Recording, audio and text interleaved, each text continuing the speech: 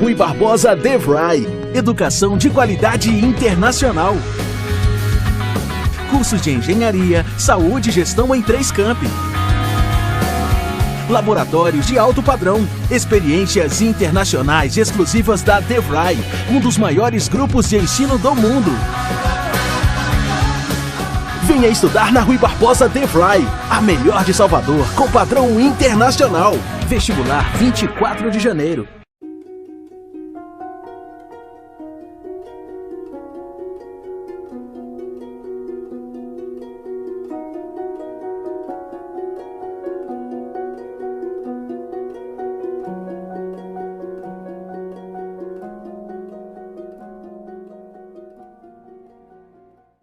Senhoras e senhores, ouvintes da Rádio Justiça, um programa Aprender Direito do Supremo Tribunal Federal.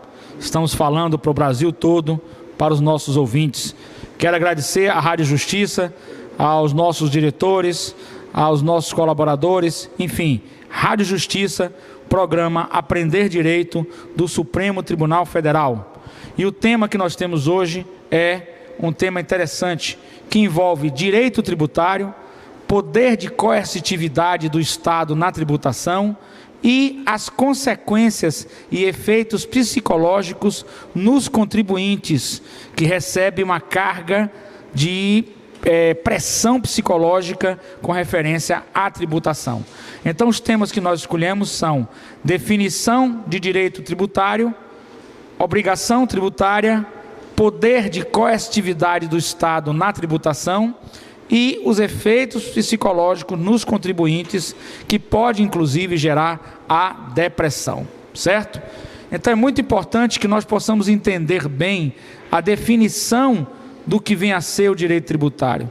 O direito tributário, e nós vamos ter a participação dos acadêmicos aqui, nós estamos aqui na faculdade FTC. Meu nome é Carlos Henrique Alves Martínez, eu sou professor da Faculdade Rui Barbosa, sou professor do portal Jorge Guedes, sou professor do canal youtube.com/TV Pensar Direito e sou professor do grupo FTC Faculdade Cidade aqui em Salvador. E os nossos ouvintes poderão também futuramente interagir através de e-mail, através de consultas, que nós iremos responder. Nós estamos também com nossos acadêmicos aqui de direito, já formandos, doutores, que irão também participar, interagindo sobre esse tema maravilhoso que é o poder de tributar, a questão tributária. De onde vem a origem da questão tributária? Nós sabemos que o ser humano é um ser gregário, ele não vive sozinho, ele precisa viver em grupos sociais. Esses grupos, desde a época das cavernas, os homens estavam em grupos. Então eles precisavam de a mulher cuidar dos filhos e o homem caçar, buscar alimentação. Depois eles precisavam de abrigo. E aí começaram as suas necessidades para que pudessem se tornar seres humanos civilizados, começaram a ter uma complexidade naquele grupamento social. Essa complexidade naquele grupamento social teve que ter uma eleição de um chefe, teve que ter eleição de um líder, e por aí lá vai. Evidentemente chegou um ponto que esse grupamento precisava de necessidades coletivas, e essas necessidades coletivas precisariam ser arrecadadas. Então, daquela caça, daquela pesca, começou-se a ter uma reserva. Essa reserva era para o chefe do grupo, e esse chefe do grupo distribuía para todos em benefício da coletividade. Este é um conceito primário do que vem a ser o direito tributário. No futuro, a sociedade, como todos nós sabemos, tornou-se muito complexa e muito grande, muito abrangente. E nessa abrangência dessa sociedade, o que é que surge nessa abrangência dessa sociedade? Surge então o direito tributário. O que é que significa? O Estado precisa arrecadar dos particulares, dos cidadãos, para que possa utilizar este dinheiro em benefício da coletividade, como construção de estradas, construção de escolas, enfim, segurança pública, saúde, evidentemente, justiça. Nós tivemos depois a tripartição de Montesquieu, que nos coloca a divisão dos poderes, né? Unos independentes e harmônicos entre si: poder executivo, poder legislativo e poder judiciário. Poder legislativo faz as leis, poder executivo administra as cidades, né? E o Estado, e o poder judiciário aplica a lei ao caso concreto quando há um conflito, quando há dúvida. E o poder tributante do Estado é um poder de império. O Estado tem o poder de invadir o patrimônio do particular, desde quando isso esteja expresso em lei, e a partir daí arrecadar. Essa arrecadação tem uma finalidade. Qual seja a finalidade da arrecadação? A finalidade da arrecadação é justamente poder atender à necessidade da coletividade. Uma das necessidades da coletividade: quando o cidadão ficar mais idoso e não puder mais trabalhar, ele receberá um dinheiro, né? Ele será aposentado, ele será pensionista, e esse dinheiro é para suprir suas necessidades básicas. Não é justo que a gente tenha na sociedade uma pessoa que trabalha a vida toda e que essa pessoa, ao final de sua vida, não tenha o benefício de poder ficar em casa, poder descansar e etc, etc, poder ter seus remédios, ter sua saúde, sua alimentação garantida. Para isso, ela contribui com o INSS, né? É o Instituto Nacional de Seguridade Social. É uma forma de tributação. Ela contribui com o INSS, todos contribuem com o INSS para amparar as pessoas mais idosas. Então, é um Estado democrático social, é um Estado democrático que pensa na coletividade, que pensa nos outros. E aí nós vamos à definição do que vem a ser a questão tributária e das relações jurídicas. Então nós temos: sempre que duas pessoas ou mais pessoas, sejam naturais ou jurídicas, protegidas ou amparadas pelo direito, fazem convergir seus interesses para um objeto comum, o resultado é o estabelecimento de uma relação jurídica, que pode ser de direito público ou de direito privado, conforme seu objeto. A relação jurídica é de direito privado quando o objeto seja do proveito ou da utilidade das pessoas particulares e das instituições e empresas privadas. Porém, pode acontecer, entretanto, que o Estado integre esta relação nas condições de um particular e não como ente público. Assim, o vínculo jurídico mantém-se, nesse caso, como de direito privado. Isso ocorre toda vez que o Estado, por exemplo, adquire bens para a composição do seu patrimônio, ou quando aluga um imóvel para instalações de uma repartição pública. Neste caso, nós estamos diante de uma relação privada. Porém, por outro lado, a relação é jurídica de direito público quando se observam os seguintes pressupostos.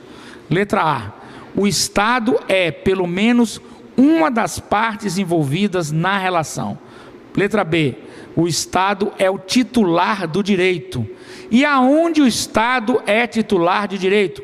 Vamos à participação dos nossos acadêmicos. Aonde o Estado é titular do direito? Quando ele tem o poder de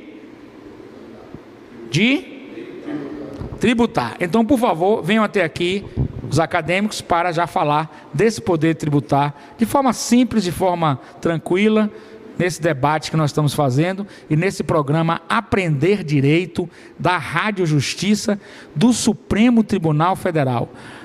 Quero aqui render homenagens à Rádio Justiça e à produção, posto que o programa é um programa extremamente educativo, transmitido via rádio FM para Brasília e Goiânia e transmitido via internet para o Brasil todo. Assistam o programa Aprender Direito. É um programa que leva à sociedade conhecimento jurídico. E a sociedade tem o direito de conhecer o direito.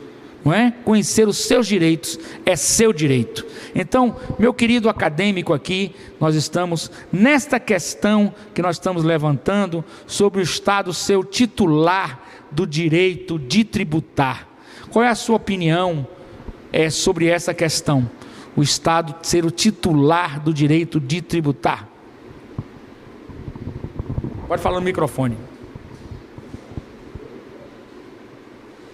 Está aqui. Nobre acadêmico vai falar. Seu nome, por gentileza? Meu nome é Eli, eu sou acadêmico do nono semestre, último ano do curso de Direito aqui na Faculdade FTC. Olha um pouquinho mais alto. Tá ligado? O Estado, ele é o detentor do direito de tributar, ele ocupa o polo ativo dessa relação jurídica que o professor citou, em virtude do poder de império já adquirido, como o professor falou, desde os primórdios, sempre houve a necessidade de haver uma liderança. Com a tripartição do poder, houve a instituição de um líder, onde o Estado passou a liderar em favor do todo do coletivo. Com isso, com a imposição do poder de império, adquiriu o Estado o direito de ocupar o polo ativo da relação, na questão de poder tributar. Isso, muito bem. Então o Estado, pelo poder de império, que é antigo, né, tem o poder de tributar, o poder de invadir o patrimônio do particular para tirar algo, e este algo é em benefício da coletividade. E mais importante, o poder de tributar é um poder que está baseado na lei.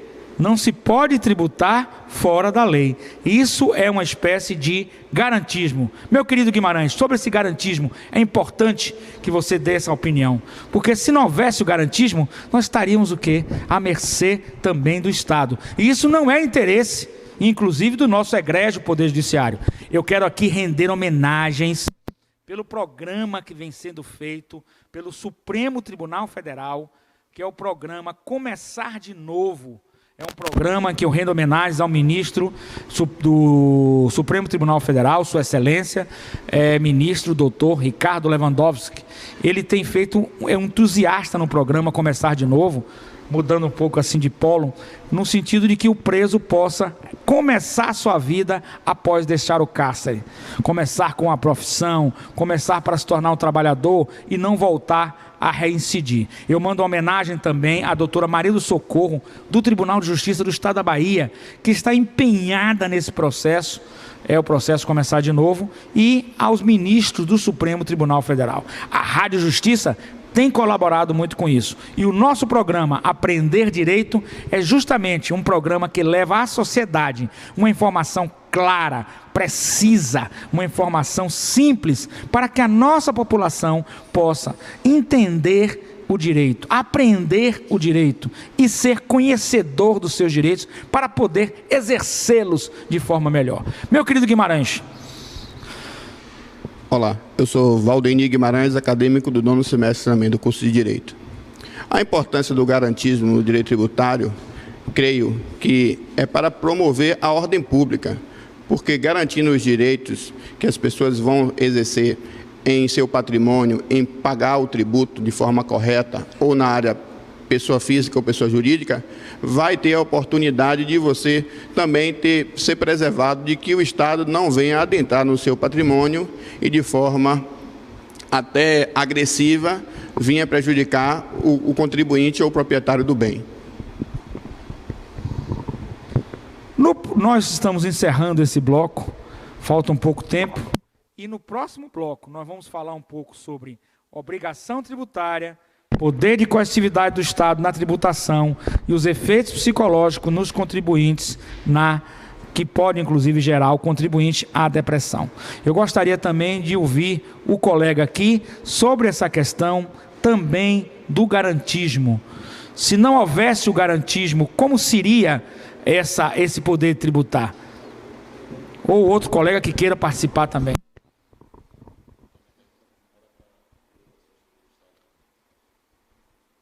Pode falar.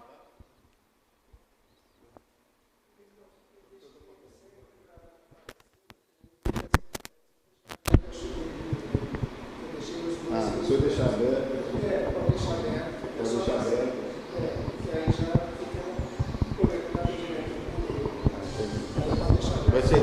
Na definição, a pergunta fica fácil. Na definição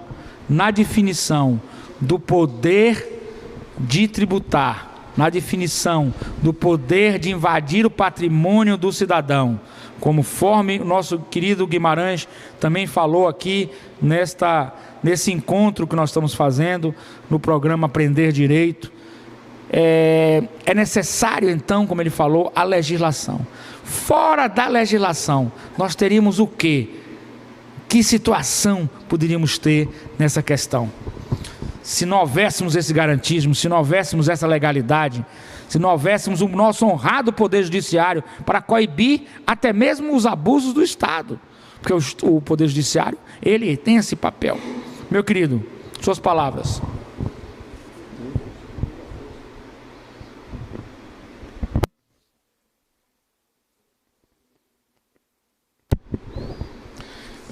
Bom dia, meu nome é Alcides Coelho, eu sou aluno da FTC do 6º semestre. Eu acho que fora a lei seria só o uso da força, para garantir, no caso, que o Estado pudesse fazer o que realmente é necessário, a arrecadação dos tributos para a manutenção dos seus órgãos, das suas atividades, para assistir a sociedade no que diz respeito à assistência médica, ou seja, o direito de ir e vir, a manutenção no que diz respeito à educação também, Então, eu acho que fora o direito, a única possibilidade seria o uso da força. O que não é nunca recomendável num Estado democrático, que nós estamos vivendo. No próximo bloco, nós vamos continuar o nosso debate sobre obrigação tributária, poder de coercitividade do Estado na tributação e os efeitos psicológicos nos contribuintes, que pode, inclusive, gerar depressão ao contribuinte. É preciso cautela, porque nosso sistema também é extremamente humanista. Programa Aprender Direito, da Rádio Justiça.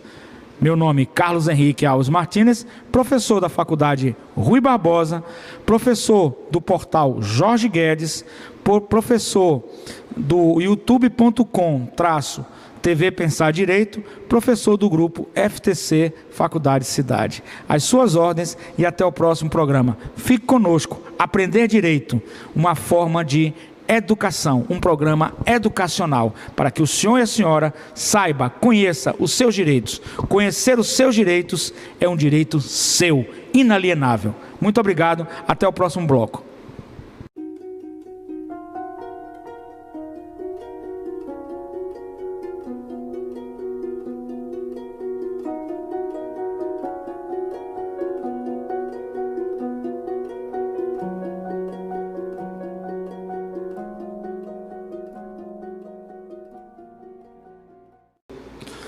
Bom, continuando o nosso bloco, no nosso programa Aprender Direito, da Rádio Justiça, uma rádio que preza pelo processo de excelência da informação. Uma informação qualificada, uma informação científica, uma informação esclarecedora à sociedade, aos nossos ouvintes no Brasil. Parabenizo mais uma vez a direção da Rádio Justiça e aos nossos colaboradores da Rádio Justiça. E é uma honra para mim estar na Rádio Justiça no programa Aprender Direito. Meu nome é professor Carlos Henrique Alves Martinez, eu sou professor da Faculdade Rui Barbosa, em Salvador, sou professor do programa Jorge Guedes, portal Jorge Guedes na internet, e do canal youtube.com/TV Pensar Direito, e sou professor da FTC e da Faculdade Cidade, que fazem parte do mesmo grupo, aqui em Salvador, Bahia. Então sejam bem-vindos ao nosso programa Aprender Direito, da Rádio Justiça, um programa extremamente educacional, que visa levar ao senhor e à senhora conhecimento sobre direito. Conhecer o seu direito é um direito inalienável seu, porque o cidadão que conhece o seu direito exerce melhor a cidadania. Estamos aqui, nossos ouvintes, continuando, e aqui também ao vivo, programa Jorge Guedes. O ponto C, que seria a relação jurídica de direito privado, porque a relação jurídica de direito público e de direito privado. Nós temos aqui a relação jurídica de direito público, quando se observam os seguintes pressupostos, Então nós temos a letra C, que é o interesse tutelado pelo Estado, que é o interesse da coletividade. Isso nos é dito pelo grande professor Adilson Rodrigues Pires, que eu rendo aqui homenagem, Adilson Rodrigues Pires, pelas suas obras. Ele nos diz que o interesse do Estado, nessa relação jurídica de direito público, é tutelar os interesses da coletividade. Então, é muito interessante que a sociedade compreenda que quando o senhor e a senhora vai ao supermercado comprar um produto, vai à lanchonete fazer um lanche, vai comprar um carro, o senhor e a senhora está pagando tributos. E esses tributos têm uma finalidade muito importante para a nossa sociedade democrática. Qual é essa finalidade? É o da linha C que nós estamos estudando.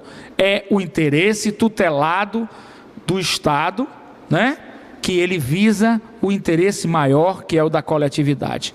Arrecadar tributos para trazer de volta esses tributos para a sociedade, para a construção de estradas, para a construção de escolas, para a saúde, para a manutenção da máquina estatal funcionando para atender a coletividade. Então, todo o processo de tributação tem um interesse maior, um interesse coletivo, servir à coletividade.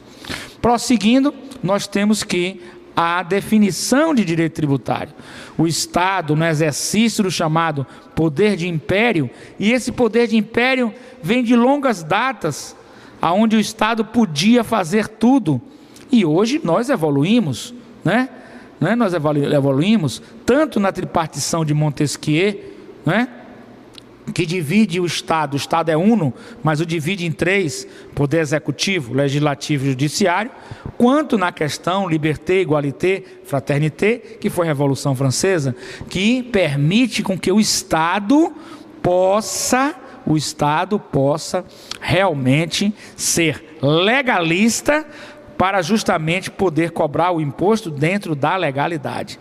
Evidentemente que a gente se recorda, todos nós, eu gostaria de ouvir os acadêmicos também que estão aqui, os nobres doutores, que na época de Roma antiga, né, na época que Roma, na Judéia, né, você tinha aqueles que eram os que arrecadavam os impostos e de forma arbitrária tiravam do povo, o povo era extremamente explorado. Guimarães, com referência a essa arrecadação brutal, e para a nossa arrecadação agora, houve uma evolução. De qualquer maneira, houve uma evolução. A gente tem que compreender que houve. Houve, inclusive, que nós temos um poder judiciário, que dentro do Estado Democrático de Direito, pode se opor ao Estado.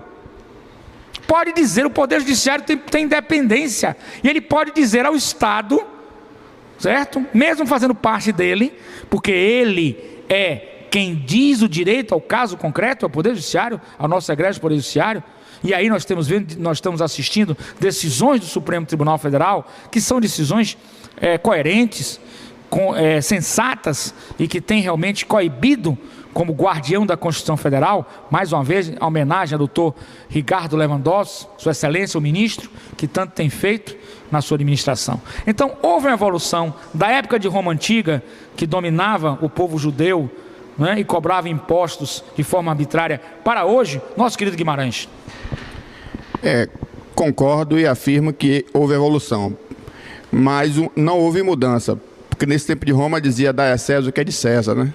Então já se pagava o tributo e se pagava de forma leal, mesmo que fosse de forma agressiva, arbitrária, que coibisse as pessoas a contribuírem, mas houve de certa forma a evolução, porque hoje, como o senhor já citou, o Poder Judiciário ele está aí também para atuar, para poder regulamentar e para também proteger o contribuinte, porque o Estado não pode, de forma coercitiva e agressiva, invadir o patrimônio também e, de forma tributária, agredir o contribuinte. Deve-se exercer uma forma com evolução de forma educacional, ensinar ou colaborar com o crescimento das pessoas jurídicas, que eles compreendam, de certa forma, como esse processo deve evoluir. Porque tem muitas pessoas que iniciam na pessoa jurídica, mas não sabem o passo a passo, como deve ser, e os fiscais ou os funcionários, né, do Estado na área de tributação chega de forma até constrangedora e agressiva, causando esse choque na pessoa que está ali sofrendo esses futuros traumas que o senhor vai citar à frente da depressão, da ansiedade, do transtorno do pânico. Então, o Estado, de forma parceira, deve colaborar, e eu creio que tem feito isso através do SEBRAE, através de outros órgãos, incentivar a contribuição, incentivar que a contribuição seja legal e mostrar o passo a passo. Perfeito, Guimarães. O nobre acadêmico tem mais uma opinião, mas eu gostei muito da opinião do nosso colega Guimarães, né, acadêmico aqui da Faculdade FTC, no sentido de que o Estado, na realidade, numa visão mais moderna, Guimarães, você falou muito bem, ele se torna um parceiro, porque na realidade estamos todos unidos na sociedade. Se o Estado arrecada, é para trazer benefícios à nossa sociedade, não é verdade? E o contribuinte, se paga seus impostos, fica em dia com suas obrigações tributárias, podendo ter suas certidões para participar de concorrências públicas, não é verdade isso? Então ele também vai se sentir bem em fazer isso. E o Estado deve ser uma nova visão, uma nova política tributária, como um parceiro nas empresas, que busque orientá-lo, que busque justamente proporcionar o aumento da arrecadação dentro da legalidade, não é verdade? Mas como um parceiro. Em última razão de ser, em última ratio, ele usaria então o poder de coercitividade e iria fazer o que nós chamamos nesse poder de coercitividade a invasão ao patrimônio e o constrangimento para arrecadar. Mas antes ele deve ser parceiro. Esse é um processo educacional que nós devemos levar a toda a sociedade. Com certeza, acredito que os nossos fiscais, os nossos auditores no Brasil todo já estão com essa consciência de que devem ser esses parceiros e não o que era no passado, aquela coisa, né, de retirar à força o patrimônio do cidadão, das empresas, a fim de cobrar impostos de forma coercitiva, ao extremo, ao pé da letra, porque esse poder de coercitividade também tem limitações ao poder de tributar. Meu querido. Professor, só fazendo um complemento aqui, no caso, ao que o colega aqui falou. Na época de Roma, né, os cristãos, né, já reconhecia o direito realmente do Estado, apesar do Estado exercer, né, Roma exercer a sua cobrança de tributo do jeito que ela exercia, mas na época, Jesus, quando foi questionado, naquela época, ele era um líder, né, um líder civil na época, um líder religioso, e foi colocado a ele uma moeda e disse para ele assim: é lícito pagar tributos a César? Então, havia a lei que determinava o pagamento de tributos, mas queriam pegar ele naquela questão de ele ser contra as leis. E ele disse assim: o que é que tem do lado dessa esfinge, desse outro lado? Ele disse: tem a esfinge de César, a figura de César.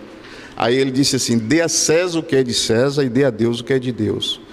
Então, ali ele confirmou, ele cumpriu ali a lei que determinava que o tributo que era solicitado por César pelo Estado romano, ele deveria ser pago.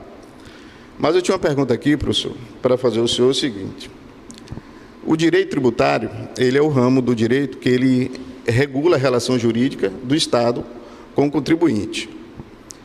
Agora, a gente sabe que o Estado, usando das suas atribuições, do seu poder, ele de forma coercitiva, ele chega para receber determinados tributos, ele age de forma imperativa até, né, para poder conseguir o seu resultado, a sua finalidade. A pergunta que eu tenho para o professor é o seguinte: o senhor consegue ver possibilidade de equilíbrio nessa relação futura, onde não possa, assim, a gente possa ver assim, essa continuidade dessa forma, às vezes, do Estado exercer a sua cobrança, exercer um direito legal, mas que ele às vezes exerce de forma que a gente sabe que é de forma imperativa? Perfeito, a pergunta é muito boa. Eu acho que nós temos que evoluir, mesmo que em alguns momentos estejamos, como o colega falou, concordo, muito interessante, nosso nobre acadêmico, ainda atrasados. Quando a gente pensa no Estado que vai invadir o patrimônio do particular, constranger, certo? Cobrar, multar, pelo menos a primeira visita, evidentemente, né? Então isso é um atraso, na nossa opinião. A sociedade, o ouvinte da Rádio Justiça, sabe que isso é um atraso. Mas nós estamos evoluindo. Nós estamos evoluindo, porque a própria tributação, o próprio sistema tributário, já começa a pensar, tenho certeza absoluta, já que já evolui, os próprios auditores, os próprios fiscais, no sentido de que tenhamos uma forma mais equilibrada, você falou muito bem, das relações Estado, poder tributante, ente tributante e o contribuinte, para que possamos realmente, justamente, arrecadar inclusive mais, e diminuir a evasão, diminuir a sonegação fiscal, porque aí o contribuinte vai estar mais aberto a pagar os seus tributos, evitando assim essas formas coercitivas. Penso que é um processo evolutivo, e penso mais ainda, da época de Roma para hoje, um pensamento meu, é que houve uma evolução, porque você não poderia processar o Império Romano. Se você não quisesse pagar o imposto, ou achasse aquele imposto injusto, mesmo que ele tivesse em lei, você não poderia processar o Império Romano. Era difícil processar o Império Romano, muito difícil, porque era realmente um sistema meio ditatorial. Não sei se o colega concorda, eu acho que é importante. E hoje não, hoje nós podemos, através do nosso Poder Judiciário, e nós temos aqui o nosso, por excelência, o nosso Supremo Tribunal Federal, que é um colegiado, a instância máxima do nosso egrégio Poder Judiciário, que é o guardião da Constituição Federal. E tem coibido sim, cobranças abusivas, cobranças arbitrárias, cobranças que não estejam dentro da lei, né, e que atinjam o contribuinte. Com certeza absoluta, isso tem ocorrido de forma contundente no nosso Poder Judiciário. Então, penso que nós estamos evoluindo. Eu penso muito que o poder tributário no Brasil e no mundo está evoluindo. Lógico que existe a diferença entre o real e o ideal. E nós, seres humanos, por sermos imperfeitos, a sociedade também é imperfeita, nós vamos estar sempre na busca do ideal através do sentir o real, e essa evolução é constante, eu não tenho dúvida disso. E nós estamos evoluindo muito isso. Quero aqui também agradecer a Ordem dos Advogados do Brasil, Seção Brasília, Seção Bahia, Seção Sergipe, Minas Gerais, eu mando um abraço, São Paulo também.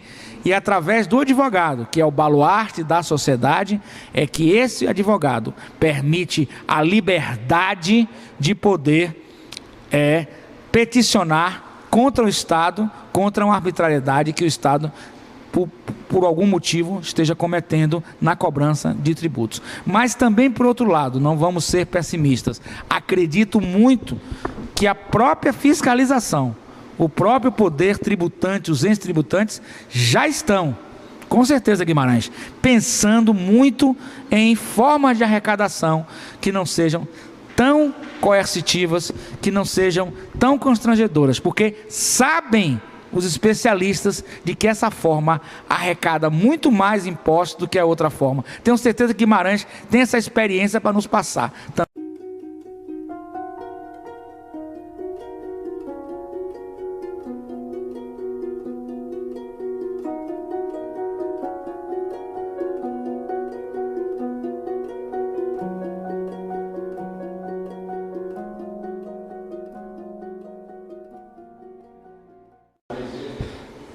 Senhoras e senhores, ouvintes da Rádio Justiça, meu nome é professor Carlos Henrique Alves Martinez, eu sou professor de Direito e Psicologia da Faculdade Rui Barbosa, professor de Direito e Psicologia do portal Jorge Guedes na internet, professor de Direito e Psicologia e Sociologia do youtube.com youtube.com/TV Pensar Direito, professor de Direito Tributário, Direito e Psicologia, do grupo FTC e da Faculdade Cidade, aqui em Salvador, Bahia. É um prazer, estou também em Brasília, constantemente, é um prazer estar na Rádio Justiça, no programa Aprender Direito. Quero render homenagem aos nossos diretores da Rádio Justiça, aos nossos jornalistas, colaboradores, ao meu grande amigo aí da Rádio Justiça, Pedro Beltrão. Um grande abraço para você, Pedro, que é um colega, um amigo, um companheiro aí de Brasília. E eu estive a semana passada em Brasília, vou estar novamente na semana que vem, e é um prazer estar com nossos ouvintes da Rádio Justiça. Vamos continuar o nosso programa com os nossos temas. Nós já tínhamos falado sobre a definição do direito tributário, a obrigação tributária, não é? Que essa obrigação se forma através da CDA, que é a certidão da dívida ativa. Ela é emitida pelo órgão, né? O ente tributante, e ela habilita para que o ente tributante possa ajuizar uma ação, caso o contribuinte não pague, e essa ação é uma ação de execução fiscal, através da CDA. Antes, porém, é oportunizado todo tipo de defesa administrativa nos órgãos, nos entes tributantes, e eles fazem a defesa administrativa em caso de perda, caso de sofrer uma derrota, foi indeferido, e o órgão aí pode emitir a certidão da dívida ativa e ajuizar uma ação de execução fiscal. Evidentemente, já foi dito que o contribuinte, o senhor e a senhora, pode combater essa ação de execução fiscal através de diversas ações, dentre elas a ação anulatória da CDA, certidão da dívida ativa, porque ela não contém os pressupostos, os pré-requisitos legais, quais sejam liquidez, exigibilidade e certeza. Pode então, porque a CDA tem que ter liquidez, ser líquida, valor certo, tem que ter certeza daquele valor, certo? E tem que ter a exigibilidade, ou seja, ser exigível dentro dos ditames da legalidade. Então, passando da obrigação tributária, vamos ao poder de coercitividade do Estado na tributação. O Estado tem poder de coercitividade para o ius puniendi, quando o cidadão comete um crime. Ele pode puni-lo, pode inclusive privar esse cidadão do seu direito de ir e vir, pode inclusive condená-lo à prisão. Também pode cobrar tributos. Então é um poder de coercitividade do Estado na tributação. E até que ponto esse poder causa, se mal exercido, se ultrapassado esse poder, se ultrapassado as limitações do poder tributar, ali Omar Baleeiro, que falava isso muito bem, ele pode então gerar efeitos psicológicos nos contribuintes, como por exemplo, nós vamos falar um pouco da depressão, já que eu tenho implantado nas faculdades de Direito, gostaria muito de estar na Rádio Justiça, como estou no programa Aprender Direito, ao longo desse desenvolvimento desse programa, ao longo deste ano, que possamos estudar também a questão do direito e da psicologia, porque o direito não sobrevive sem a psicologia. A psicologia é importante para o direito. O direito é o dever ser, e é um comportamento, e a psicologia estuda comportamentos, inclusive comportamentos desviantes. Podemos falar de um comportamento desviante para quem sonega impostos? É uma interrogação. Acredito que sim. O senhor e a senhora, o nosso ouvinte da Rádio Justiça, do nosso programa Aprender Direito, é que vai nos dar, vai trazer esse debate para conosco. Estamos aqui também com os acadêmicos que irão fazer perguntas. A nobre acadêmica também, que vai se manifestar, né? A nossa formanda em Direito. Querida. Bom dia, meu nome é Baiana, da Faculdade de Tecnologia e Ciências, FTC, 9º semestre de Direito.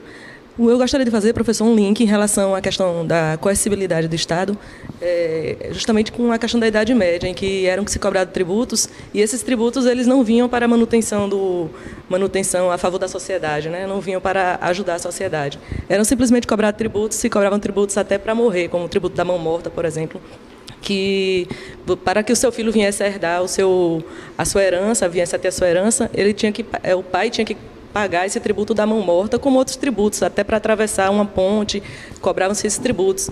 E nada vinha, não tinha um retorno para a população, que hoje vemos uma vantagem em relação aos tributos que são cobrados hoje, porque a população tem esse retorno do que é cobrado, a nível de segurança, de dar mais segurança, mais saúde, enfim. Então, mas também há as limitações.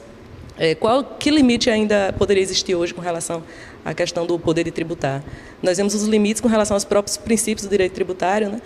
A questão da legalidade, que tem que advir de uma lei, mas também há a forma de cobrança, como é cobrado, visto que o cidadão, o contribuinte, ele não passa nem por uma fase de conhecimento, ele já vai direto para a fase de execução. Então, seria um abuso de direito, poderia causar consequências a esse contribuinte, né, danos morais. Que tipo de reparação civil esse cidadão poderia vir futuramente a solicitar do Estado em relação a ele não ter essa fase de conhecimento e direto para a fase de execução? Então, visto que o tributo hoje em dia ainda o cidadão ainda sofre com essa coercibilidade do Estado em relação à tributação. Perfeito, uma pergunta maravilhosa nossa acadêmica.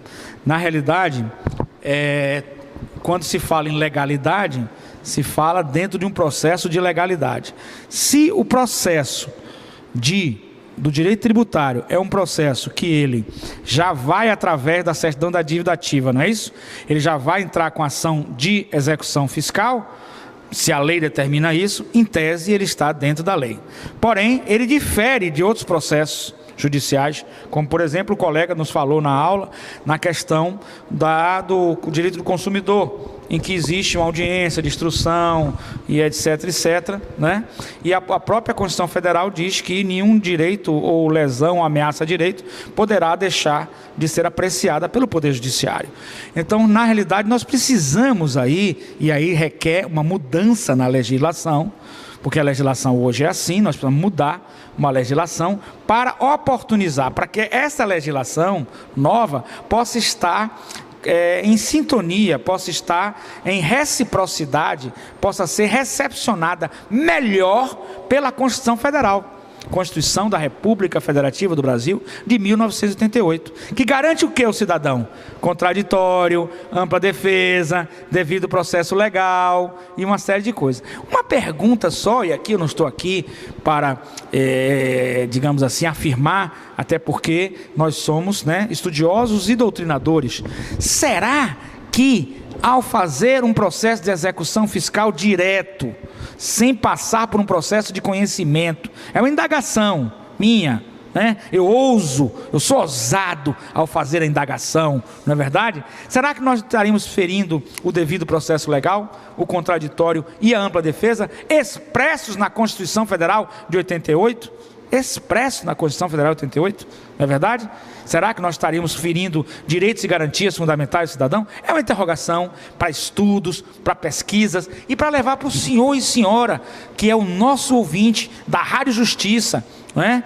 Da qual eu sou professor do Jorge Guedes, portal Jorge Guedes, como sou professor também da Rui Barbosa, sou professor também da Faculdade FTC e da Faculdade da Cidade, né, bem como da FACEI, Faculdade Einstein, na pós-graduação. Então é importante que a gente faça esse tipo de reflexão, para que nós possamos aprimorar a forma de tributar. E mais, e está o Guimarães também aqui, concorda comigo, da forma também da gente buscar uma parceria, uma integração entre o fisco e entre o contribuinte, para que possamos deixar essa forma coercitiva como última razão de ser, última ratio. Eu tenho certeza que nessa parceria, Guimarães, a gente arrecada mais, o Estado arrecada mais e o contribuinte se sente menos, digamos assim, onerado, menos, digamos assim, forçado, menos oprimido, certo? E com certeza passa a ter consciência de que há necessidade de tributar. A questão de tributos também já é dito no meio político, requer uma reforma da tributação, do direito tributário. E poderíamos incluir na reforma essas novas medidas, essas novas colocações, que é interessante. Com certeza sua pergunta é muito válida. Mas no momento, o mecanismo legal, né, o procedimento legal é este. E a gente, como legalista, tem que segui-lo. Porém, filosoficamente, né, ele fere um pouco da isonomia da relação do Estado com o particular. Fere essa isonomia, né, de uma situação do particular para com o particular. É uma situação do Estado para com o particular é outra. Então esse é um resquício do poder de império, do poder do Estado todo império, todo poderoso, que podia tudo, e etc, etc, etc. Por isso que eu digo, o nosso Poder Judiciário, o nosso egrégio Poder Judiciário, e aí rendo homenagens ao Supremo Tribunal Federal, na pessoa do queridíssimo doutor Lewandowski, Ricardo Lewandowski, nosso presidente, de que temos evoluído, sim. Temos evoluído, sim. O Estado hoje evoluiu muito daquela época de Roma e de outras épocas passadas que nós tivemos no Brasil e no mundo também. Mas é um processo o processo de evolução da humanidade, do direito, né, é sempre aquele processo lento, mas nós estamos evoluindo. Evoluindo no direito tributário, evoluindo no direito da mulher, quando agora a mulher é protegida, evoluindo no direito dos homoafetivos, que vão ter seus direitos respeitados, sua integridade física, psicológica respeitada, e por que não o contribuinte ter a sua integridade física e psicológica respeitada. É muito importante essa colocação. E buscar o ente federado, o ente tributante, uma forma de tributação que faça o Estado e o contribuinte verdadeiros parceiros nessa forma de tributar. Há necessidade de tributar, não podemos viver sem a tributação. O contribuinte tem que pagar. Por que não fazer isso de forma mais conciliatória, de forma mais harmoniosa, de forma mais produtiva e que vise uma arrecadação maior? Meu querido. Meu nome é Fábio Machado, acadêmico de Direito do 9º semestre da Faculdade de Tecnologia e Ciência, FTC Salvador. Gostaria de fazer uma pergunta ao professor e posso estender isso aos colegas. Sendo o fisco uma herança da ditadura militar, que antecede o Estado democrático de direito, como tornar a tributação, como tornar a tributação mais humana, visto que o poder coercitivo do Estado, no meu ponto de vista, ele não se preocupa, né, com os efeitos psicológicos causados ao contribuinte. Perfeito, eu concordo com a sua pergunta e eu gostaria de abrir também para alguns colegas que queiram respondê-la também. A pergunta dele é excelente, porque o direito não pode viver sem a filosofia, o direito não pode viver sem a psicologia, o direito não pode viver sem a sociologia, né? O direito não pode viver extremamente positivado, de forma fechada, o direito não pode viver sem hermenêutica, né? Porque nós somos pessoas humanas, então tudo isso perpassa pela sua pergunta. Guimarães, você com essa resposta aí maravilhosa do colega, o nosso querido também pode fazer a resposta também.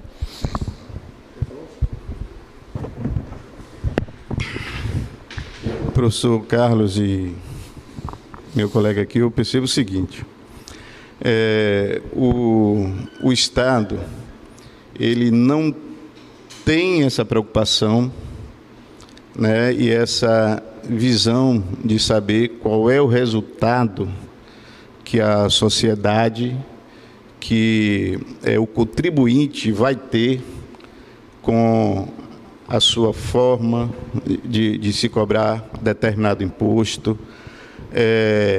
a maneira da execução dessa cobrança, ele não tem essa preocupação.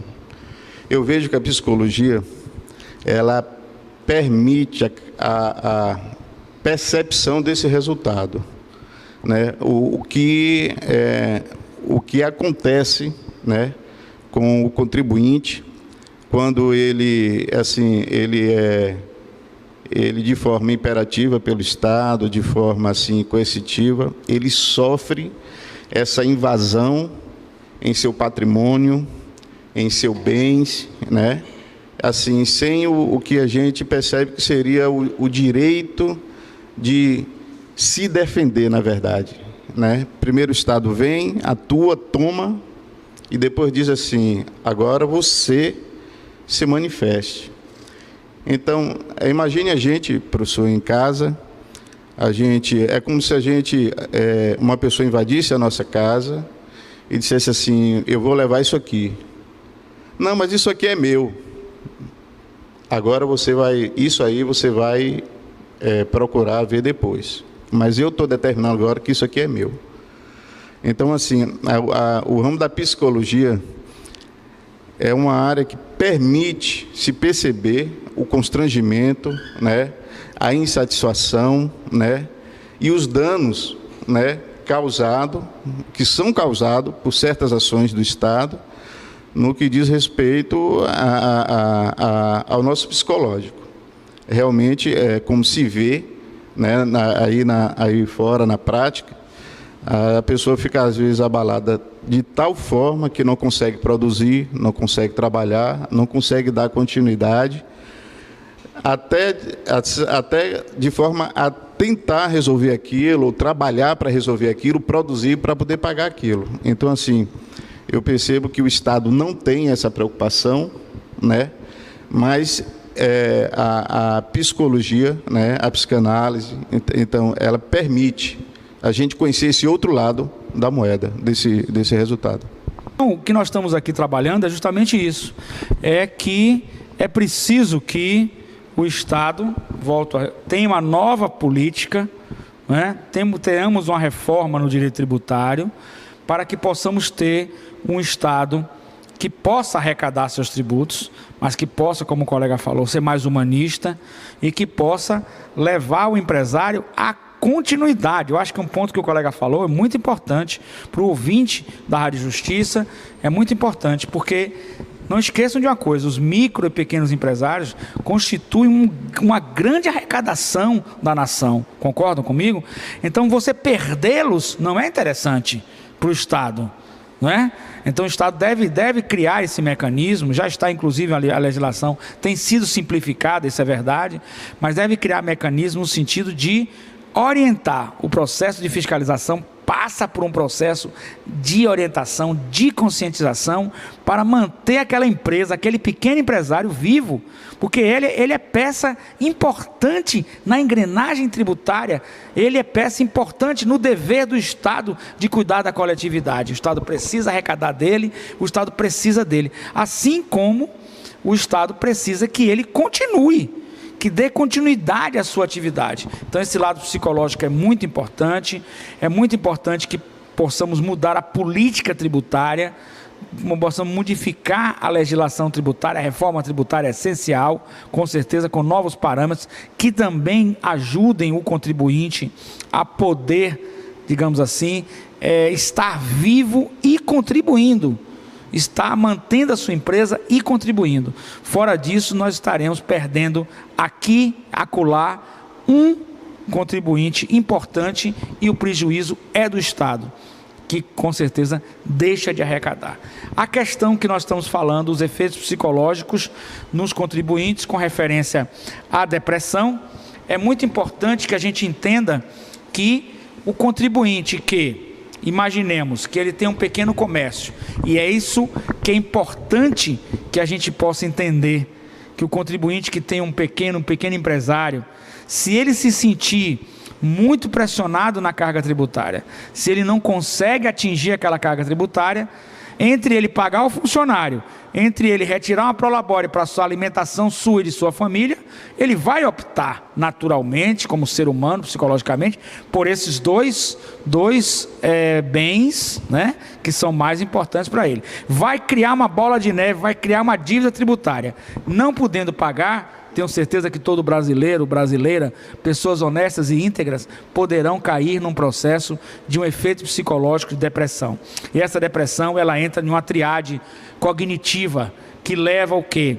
Leva a uma visão negativa da vida, leva a uma apatia, leva a um desânimo e leva a uma paralisação total das atividades, necessitando ele agora aí gastar com um terapeuta, gastar com um psicólogo, para depois voltar às suas atividades. E quem sabe, nesse meio termo, as suas atividades são encerradas. Então, essa transmissão desse conhecimento educacional se torna muito importante. E o caminho é a reforma tributária, com certeza absoluta, e a vontade política dos entes tributantes de criar, pelo menos inicialmente, um contato com o contribuinte de parceria, de orientação, de ajuda, de que ele possa se abrir para o fisco e mostrar a situação dele, e o fisco tenha capacidade de buscar orientação para caminhos que ele possa ser tributado e ele possa assumir compromissos com o fisco, de honrar principalmente os tributos, os impostos,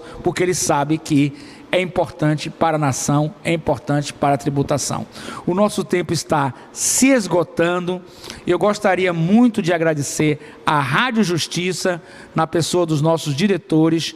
Gostaria de agradecer muito o Supremo Tribunal Federal, já que a Rádio Justiça também é um vínculo do Supremo. Gostaria de agradecer muito o programa Aprender Direito. Gostaria de agradecer aqui os acadêmicos que estão aqui, com toda a boa vontade, com toda a participação. Gostaria de agradecer. E vamos ao nosso próximo programa, que nós vamos falar sobre a questão do crédito tributário e da obrigação tributária, e fazendo o nosso link com direito e psicologia. Vai ser o nosso próximo programa. Até lá. Muito feliz eu estou em poder participar do programa Aprender Direito da Rádio Justiça. E quero parabenizar a Rádio Justiça por ser uma mídia nacional, além de local em Brasília e Goiânia, através da Rádio FM, mas nacional. A Rádio Justiça promove um processo educacional, uma mídia que leva informação qualificada num processo educacional maravilhoso. Muito obrigado à Rádio Justiça, muito obrigado aos nossos ouvintes, muito obrigado ao programa Aprender Direito. Muito obrigado, até a próxima.